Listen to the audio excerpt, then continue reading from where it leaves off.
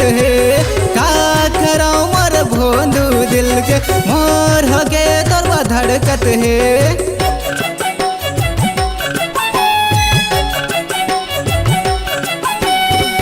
आँखी मोरे फड़कत है मन माँ सोला भड़कत है का खरा मोर भोंदू दिल के मोर होके तोरवा धड़कत है।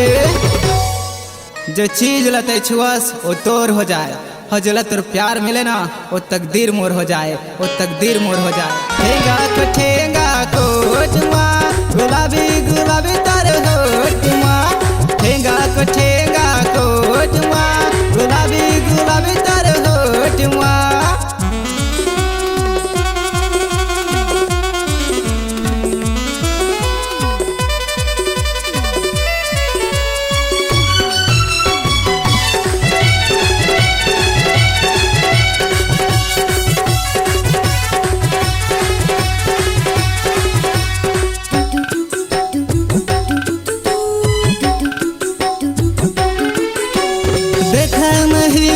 कोनो हमला जगह घलो सुनसान है ठेंगा कोट के टूरा मुहागे ऐसन तोर मुस्कान है।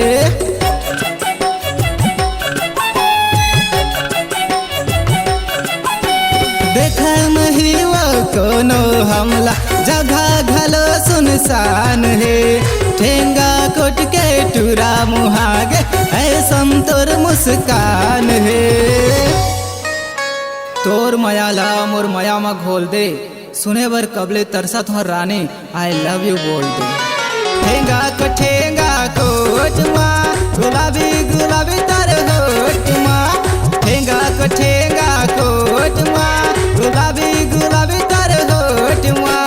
तोर माया के मैं हवा पुजार दे दे वो मोला चुम्मा उधार तोर माया के मैं हवा पुजार दे दे वो मोला चुम्मा उधार तय फेमस वस्ती के टोकमा।